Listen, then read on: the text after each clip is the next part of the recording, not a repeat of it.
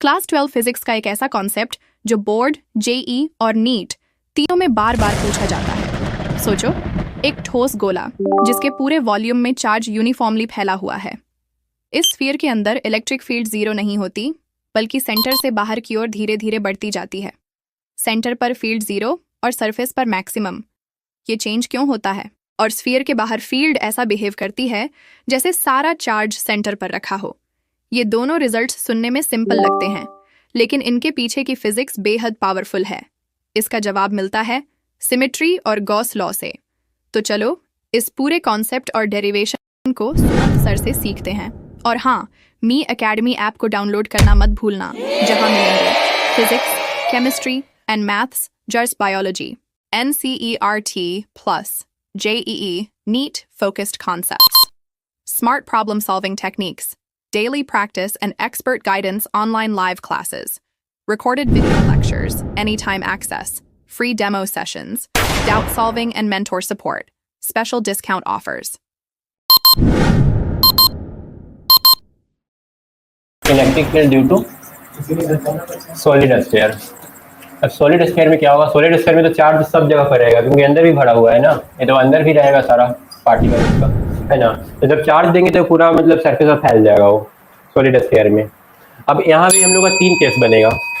पहला बोलेगा अंदर में इलेक्ट्रिक फील्ड निकालो यहाँ पर, ठीक है। इसका मान लो कि टोटल जो रेडियस है ना वो कैपिटल आर है, ये वाला मान लो स्मॉल आर है। अभी इस स्मॉल आर रेडियस में पूछ रहा है कि इलेक्ट्रिक फील्ड बताओ यहाँ पर इस पॉइंट पर कितना होगा। प्रोसेस वही रहेगा। सबसे पहले हम लोग एक गॉसियन सरफेस बनाएंगे। चलो गॉसियन सरफेस बना लिए। अब हम लोग को करना होगा E dot ds is equal to q enclosed by epsilon naught. अब यहाँ पर प्रॉब्लम यही है कि कितना चार्ज अंदर में बंद हुआ है, ठीक है। देखो हम लोग के पास जो है ना, एक पूरा वॉल्यूम 4/3 पाई आर क्यू है, 4/3 पाई आर क्यू। इतना वॉल्यूम में चार्ज कितना है? क्यू। यूनिट वॉल्यूम में कितना हो जाएगा? क्यू बटा 4 पाई आर क्यू। अब बटा कितना? 4 बटा कितना हो जाएगा? 3।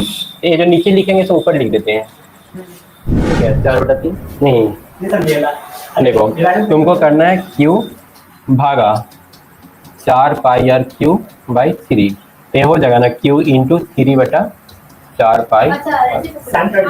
तो वही चीज़ हमें आती है, ठीक ना। पर देखो हमको जो चार्ज निकालना है ना वो इतना वॉल्यूम में निकालना है।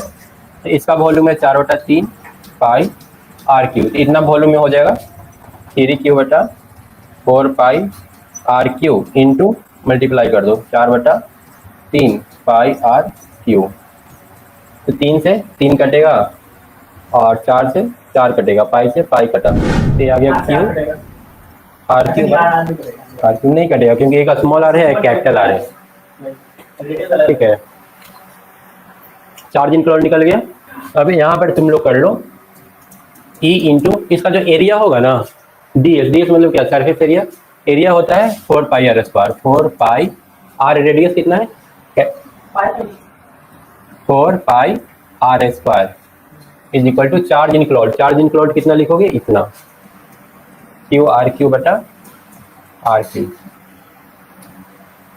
और एक तो एप्सिलॉन नॉट है तो एप्सिलॉन नॉट आ जाएगा, ठीक है ना। क्यू इनक्लॉड ए वाला हो गया, ये पूरा क्यू इनक्लॉड है। और हम लोग को एक्चुअली क्यू इनक्लॉड चाहिए था, तो यहाँ पर हम लोग क्यू इनक्लॉड निकाल रहे थे कि मतलब ये जो बंद वॉल्यूम है ना, इस बंद वॉल्यूम में कितना चार्ज है। ये वाला बंद है, देखो तो यहाँ से आर स्क्वायर और आर क्यू कट करके आर बच जाएगा।